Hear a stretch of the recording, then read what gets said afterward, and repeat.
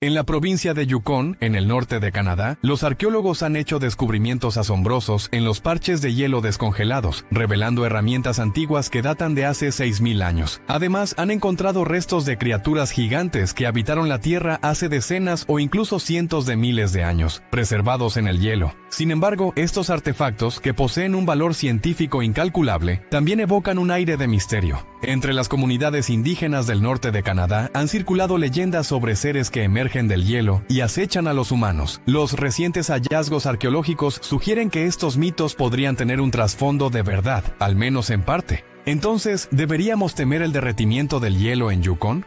En 2018, durante una expedición a un área helada cerca de Carcross, un piloto de helicóptero descubrió un objeto de madera inusual en la nieve. Al acercarse, la gerente de patrimonio Jennifer Herkes se dio cuenta de que estaba ante una lanza atlantal de madera, perfectamente conservada y de aproximadamente 6.000 años de antigüedad. Esta lanza, de 2 metros de longitud, mantenía su base intacta y mostraba plumas en la cola del dardo. Incluso conservaba rastros de savia, utilizada como pegamento para unir la punta de piedra al eje de madera. Estas herramientas fueron empleadas por los habitantes locales para cazar caribúes hace milenios, siendo populares hasta el año 847, cuando fueron reemplazadas por arcos y flechas. Las lanzas se lanzaban con un dispositivo especial llamado atoladl, generalmente hecho de madera o astas de ciervo, utilizado en la caza. Este ídolo actúa como una palanca. El cazador coloca la lanza, la balancea y lanza con fuerza, sosteniendo firmemente el mango en su mano, lo que incrementa drásticamente la potencia del lanzamiento, permitiendo que la lanza alcance velocidades de hasta 80 km por hora.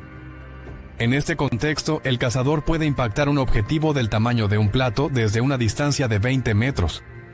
El ídolo más antiguo encontrado hasta ahora tiene alrededor de 4.300 años.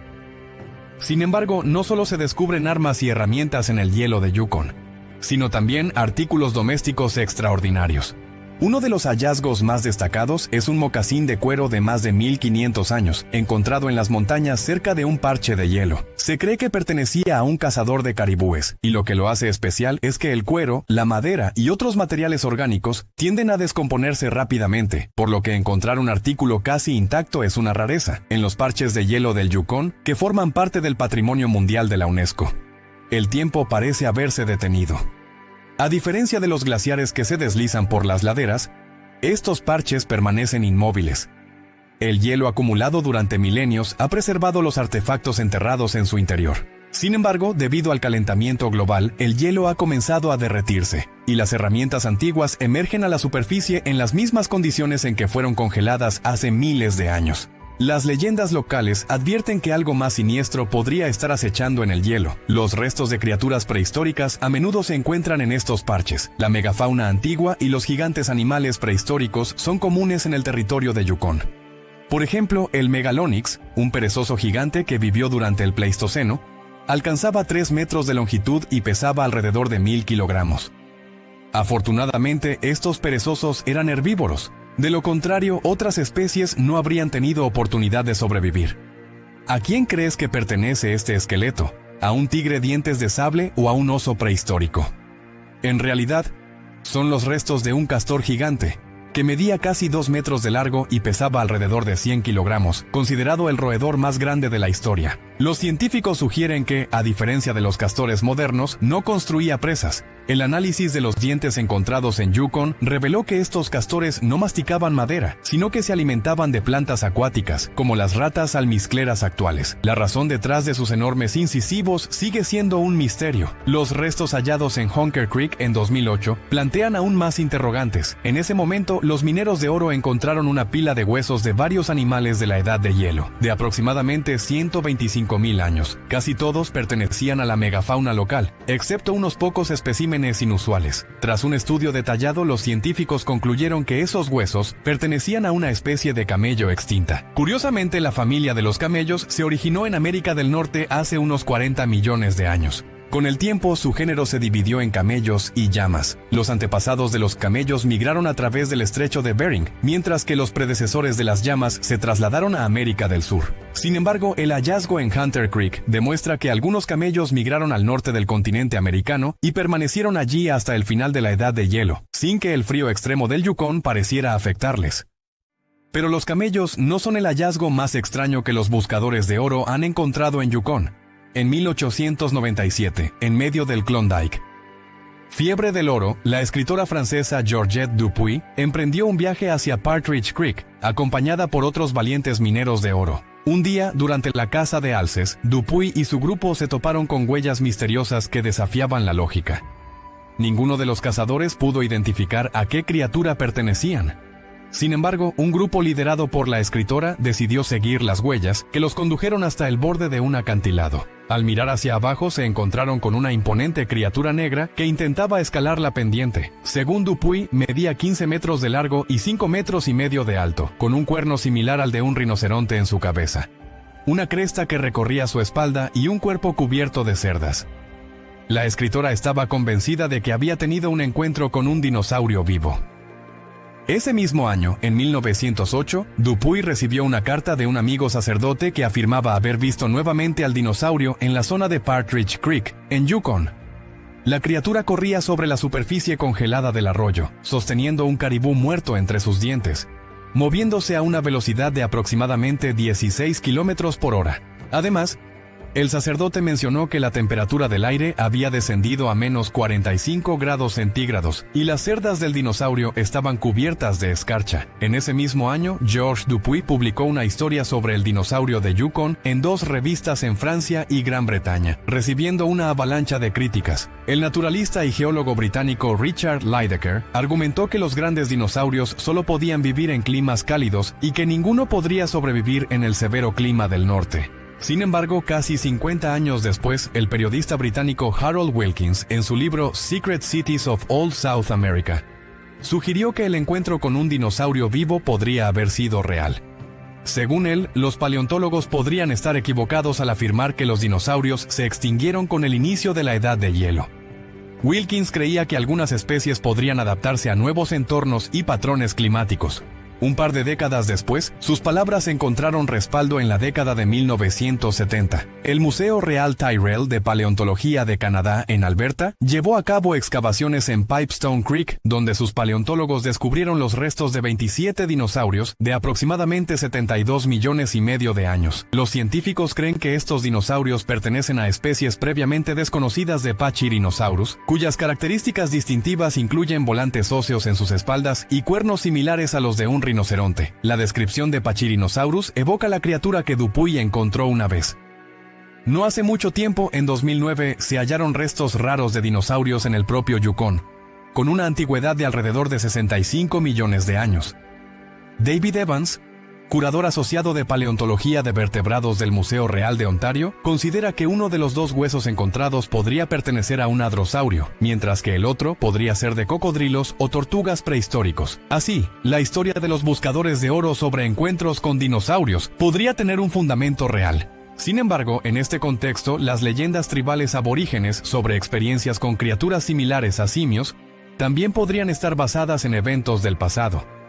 Los pueblos indígenas del Yukon creían en una raza de monstruos humanoides con colas, que supuestamente habitaron la región antes de la llegada de los humanos. Con el tiempo, estos monstruos se retiraron a madrigueras y cuevas en las montañas cercanas al valle superior del río Tanana. Sin embargo, el pueblo nativo Atna, que vive en la frontera de Alaska y Yukon, aún cree en la existencia de lo que llaman el mono. Se dice que estas criaturas son caníbales y que los encuentros con ellas nunca terminan bien. A principios del siglo XX, cuando las tribus se asentaron a lo largo de las orillas del río Copper, comenzaron a desaparecer personas. Al principio, fueron niños que se alejaron demasiado del campamento, luego mujeres que recogían bayas en los bosques cercanos, y con el tiempo, incluso ancianos y cazadores temían alejarse de los fuegos al caer la noche. Según el misionero Arthur Wright, que vivía en territorio Atna en ese momento, las misteriosas desapariciones comenzaron tras la llegada de un perro con una cola de pez al campamento. Es un hecho que, aunque la gente Atna vivía a la orilla del río, no pescaban en él, subsistiendo únicamente de la caza de caribúes. La tribu concluyó que otro grupo de personas se había asentado en algún lugar cercano y envió a varios cazadores al río para explorar, pero nunca regresaron. Después de este evento, uno de los jóvenes guerreros Atna avistó una criatura extraña en el bosque. Según su relato, era del tamaño de un humano y se movía sobre sus patas traseras, cubierta de pelo de la cabeza a los dedos de los pies, balanceando su larga cola similar a la de un mono. Los cazadores Adna decidieron cazar a la criatura, y al seguir las huellas a lo largo del río Copper, encontraron algunas cuevas en el acantilado donde las huellas se interrumpieron. Luego, los hombres encendieron fogatas cerca de las cuevas, ahumaron a las criaturas y las eliminaron. Las historias de la atmósfera perduran. Podrían haber continuado siendo leyendas si no fuera por las inquietantes estadísticas de personas desaparecidas en el Yukón, donde la población apenas alcanza las 40.000 almas. En el año 2021, 64 personas se desvanecieron sin dejar rastro. Además, las narraciones sobre criaturas semejantes a simios son populares entre diversas tribus indígenas del Yukón. Por ejemplo, entre el pueblo Deni se describen frecuentemente caníbales peludos con ojos rojos y brazos largos y musculosos. A estas entidades se les conoce como Nakani. Los Deni cuentan historias sobre cómo los Nakani se establecieron cerca de sus aldeas, robando a mujeres, niños y cazadores solitarios. Según las leyendas, estas criaturas se alimentaban de seres humanos y despojaban de sus cabezas a quienes intentaban resistirse, utilizando solo sus manos desnudas. Los Nakani sembraron el terror en asentamientos enteros en 1876. El misionero francés Émile Petito, que residía en el territorio del pueblo Deni, escribió sobre el miedo que se apoderaba de los lugareños cada verano. Según él, cuando los Deni sospechaban que un Nakani acechaba cerca, bandas enteras de la comunidad abandonaban de inmediato sus campamentos en busca de refugio en una isla lacustre cercana. La tribu creía que el Nakani habitaba en el valle de Nahanni, al este del territorio de Yukón. Los Deni aún consideran que esta tierra está maldita. Por un lado, esto puede parecer una simple superstición, pero por otro, 44 personas han desaparecido en el valle solo en los últimos 100 años. Además, se hallan constantemente restos sin cabeza en la miel, lo que llevó a que una de las gargantas fuera apodada el Valle sin Cabeza.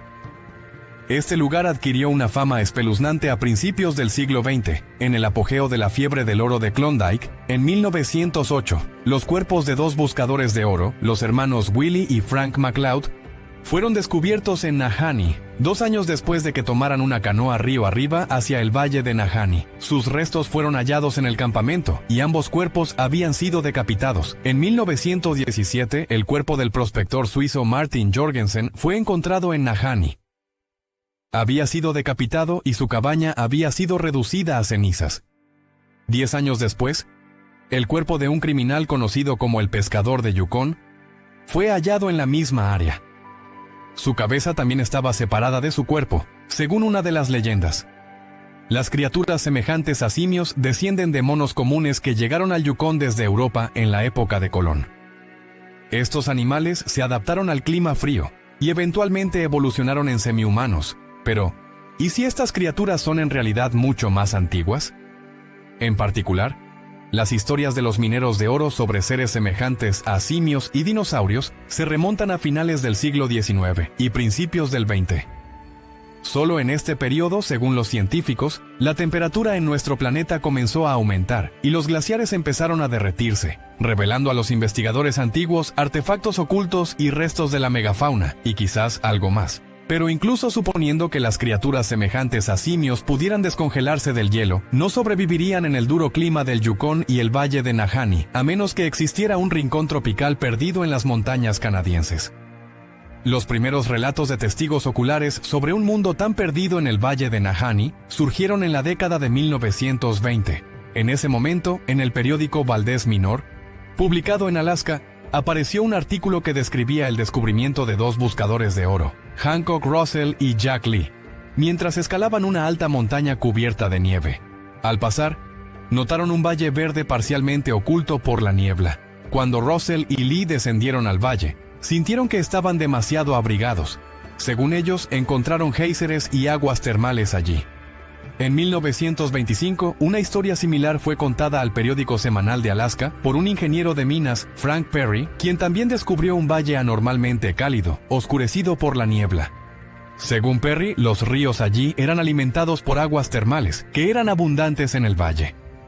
Debido a esto, se mantenía una temperatura suficientemente alta, proporcionando condiciones favorables para el crecimiento de helechos gigantes, ortigas e incluso lianas, y cientos de caribúes, ovejas de montaña y otros animales pastaban entre las plantas. Al mismo tiempo, Perry notó que las tribus locales evitaban ese valle. Ese mismo año, la historia del comandante del ala de la Real Fuerza Aérea Canadiense, John Williams, apareció en la prensa. Durante una expedición de búsqueda aérea, la tripulación encabezada por el comandante notó un valle verde en la nieve y se dirigió hacia él para verlo más de cerca. Williams afirmó haber pasado alrededor de 3 meses allí, alimentándose de caribúes locales. También contó sobre numerosas fuentes termales que mantenían la temperatura en el valle y enormes plantas que crecían allí.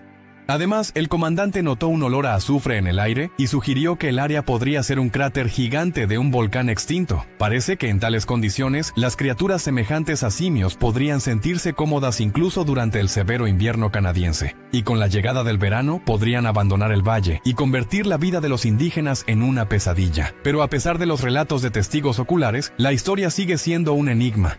¿Sabías que hubo animales tan aterradores que, aunque se hayan extinguido, es un alivio que ya no caminen entre nosotros? Prepárate para descubrir a las criaturas que mejor que se hayan quedado en el pasado. Pero cuidado, algunos podrían dejarte pensando, ¿qué tal si aún